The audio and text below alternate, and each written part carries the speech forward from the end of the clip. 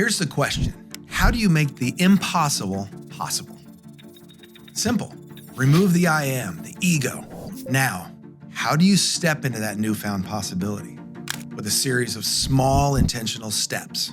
Never forget, the greatest among us started from humble beginnings.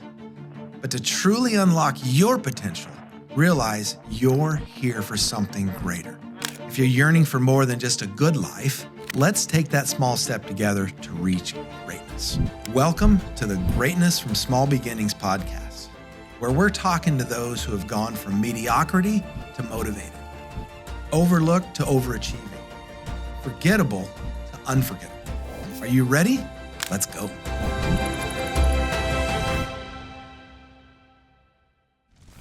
Hello, everybody. I have had one of those weeks that here I am recording this podcast. Just 2 days after I wanted to. Been wanting to get to it. It's been one of those weeks that just seemed to unravel. And there was a lot of exhaustion in it. Welcome to the Greatness. Look on the shirt, Greatness from Small Beginnings podcast. I am thrilled to be here from the standpoint of the subject matter. Okay, when I have a week like I had, and to be transparent, the last year, roughly from about this time to right now, and I don't think it's over. There's more tough things, stress coming, and I am taking responsibility for my past, and I'm saying that I am the one that put myself in this position. And if you are having a tough time or you're having a great time, you have also, by a series of choices, have caused that. So that's the small beginnings. And the greatness is that we take responsibility and then we get to choose our future. We get to choose what's next. Now, will we always choose it perfectly? No, because we don't have the perfect amount of wisdom and all that. But this, those of you that have watched, and I don't know how many have, but please go back and watch the others if this one strikes you as interesting. There is seven, it's called the 7 Decisions. And it's from a book. And again, I'm not telling you the book. You need to reach out and I'll help you figure it out. So most of this is not my words, but I've been struck with how important it has been in my life. And so to the author, I am not stealing it. I'm telling everybody this is mostly not my thoughts and my words, but it has become my thoughts in my mental rhythm, which I think the author would be thrilled with. That being said, this is decision number 5. And the title of it, Today I Will Choose to Be Happy. But I'm gonna start in a different spot. As the author unfolded some of what this looks like, how it works, how this I will choose to be happy actually works, gave some perspectives. And that's where I'm going to start. Then I will come back at the end and read the, probably 3-minute dialogue on how to choose to be happy and how we need to determine that that is the case. All right, let's get started. It starts out with this statement, who's packing your parachute? Lots of question marks is what I put behind that. Who's packing your parachute? So here's what he means by that. And again, I'm a paper guy, so I'm going to be reading this. I could read it off of the computer. I could figure out another way, but I just prefer paper that way. And also then I can put it in this folder because I'm doing a group study on these same subjects. And it's in a different rhythm. So I need to keep all these and use them later in different ways, different contexts. Who's packing your parachute? To condition yourself to be happy, you must possess a grateful spirit. Learn how to express gratitude. Expressing gratitude magnifies your happiness, brings us more happiness. So you get the idea. Express gratitude, it magnifies happiness, brings more happiness. It's cyclical. Most people don't get thanked. There's so many individuals running in and out of our lives, providing services we take for granted, and they never get thanked. When you stop and say, hey, I just wanted to thank you for what you're doing, the look on their faces will make you happy. Of course, it'll make them happy too. It's easier to be happy when you're sharing happiness and gratitude. Here's a story. Charles Plum was a U.S. Navy pilot in Vietnam on his 76th combat mission. His plane was hit by a air-to-surface missile. He ejected and floated down to the enemy hands to be captured. He spent the next 6 years in a Vietnamese prison. He survived and now lectures on lessons he learned from that experience. One day, he and his wife were sitting in a restaurant, and a man at another table came up and said excitedly, "You're Plum, Charles Plum. You flew jet fighters into Vietnam from the aircraft carrier Kitty Hawk. You were shot down." He went on to reveal other details of the mission. Plum didn't recognize the man, so he asked, "How in the world did you know that?" The man replied, "I packed your parachute. I was in the Navy too. I worked on the Kitty Hawk." Charles Plum couldn't believe it. He thanked the man for packing his parachute so many years ago. The man shook his hand and said, "Wow, I guess it worked." Charles Plum assured him, "It sure did. If your chute hadn't worked, I wouldn't be here today." Plum couldn't sleep that night. He kept thinking about that man. He kept wondering what he looked like in a Navy uniform, white hat, his bibs, his bell-bottom trousers. I wonder how many times I might have ignored him or not even acknowledged him and not said, "Good morning, how are you?" You see, I was a fighter pilot. He was just a sailor. Charles Plum thought about how many hours this sailor spent at that long wooden table in the bows of the Kitty Hawk, carefully weaving the strings, the shrouds, and folding the seals of each chute. I might have said that wrong. I'm not a chute guy, but each time holding in his hand the fate of someone he didn't even know. After that, Charles Plum regularly asks people, "Who's packing your parachute?" Everyone relies on someone to make it through the day. There are so many people in our lives that are invisible, but they're packing our parachute, mental, emotional, spiritual, and physical. We need these parachutes. We need these people. Sometimes in the midst of our challenges, it's easy to forget to express our gratitude to these people, to say hello or even thank you, because we're so preoccupied. We don't congratulate each other. We don't ask if anything difficult is happening in their lives. We don't compliment each other or commit random acts of kindness. It's amazing how when you condition yourself to have a grateful spirit, you'll find yourself expressing gratitude and multiplying that feeling in your life.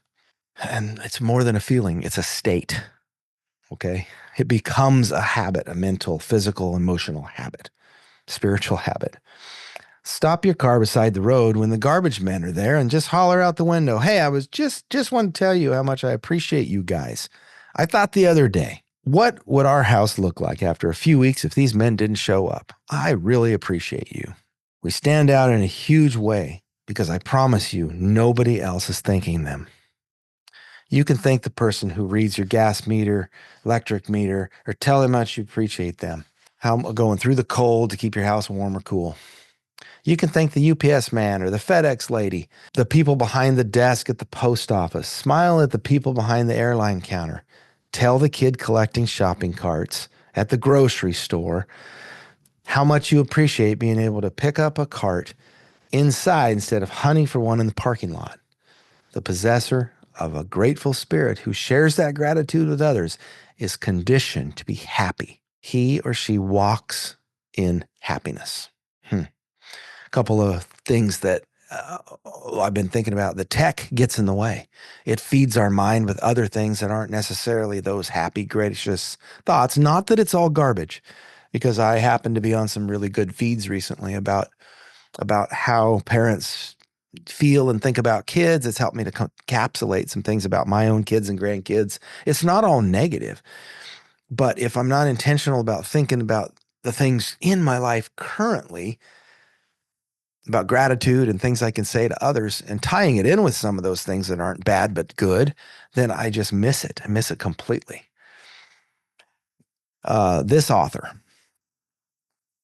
goes on in explanation of happiness to he was asked the question, what is the one thing that you would tell anybody? Kind of like that at the end of my podcast when I'm interviewing somebody, I say, you have 30 seconds to a minute to talk through someone's AirPods and tell them something, what would you tell them? And each person has something pretty dynamic, pretty big to say, which I love. And this is kind of his thing that he would say. He says, smile while you talk. Now, I have not, since hearing this a couple of months ago, I have so far from perfected this and understood the meaning of it. But go check it out, listeners. Go check it out because I think it'll work. I really think it'll work because it puts your mind frame in the right space to speak and then their mind frame in the right place to listen because they know you're not grumpy while you're talking, basically.